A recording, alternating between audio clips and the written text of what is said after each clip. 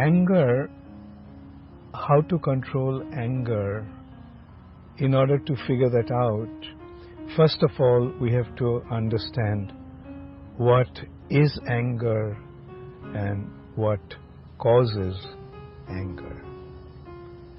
The cause of anger is disappointment. When we want something in a certain way, and when it doesn't happen that way, we tend to become angry.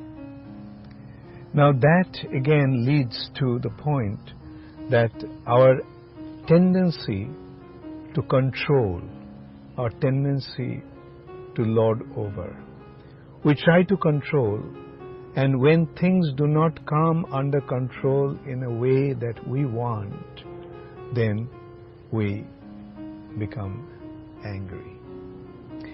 It is not only anger that is the product of our tendency to lord over. There are 5 other considerations, 5 other things that happen, and they are interrelated. For example, the controlling tendency leads us to lust. Lust means to enjoy this world for our sense gratification. With our senses, we want to derive pleasure, and that is called lust. Then lust leads to greed. We want to get things in order to enjoy. And when we cannot enjoy, then that leads to anger. And in this way, we become illusioned, forgetting the real objective of our existence. We completely become bewildered. We lose our sanity. We become illusioned.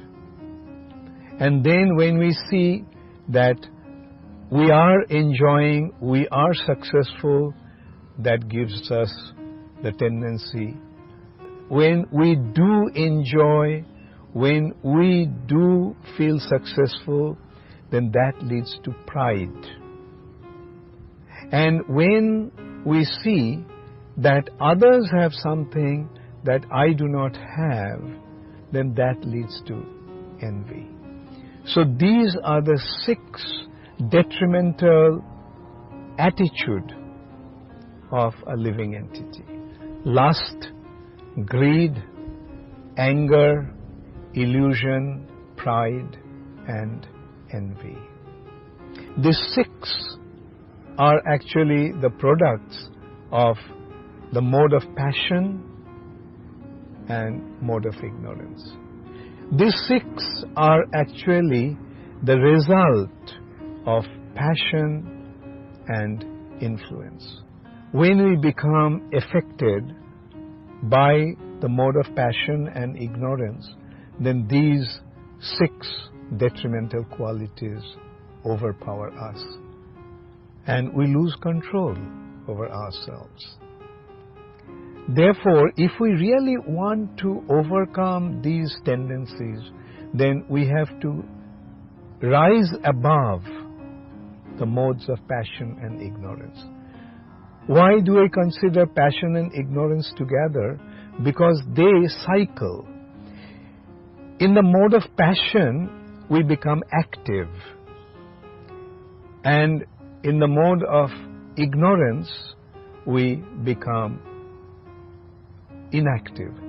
In the mode of ignorance, we become unconscious. With the mode of passion, we're trying to enjoy, we're trying to exploit this material nature, we become extremely active, and then we fall asleep.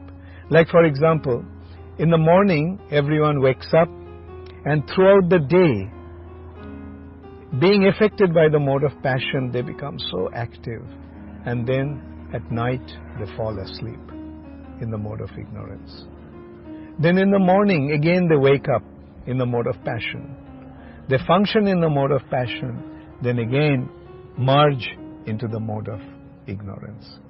In this way, the mode of passion and ignorance cycle, rotate from one to the other.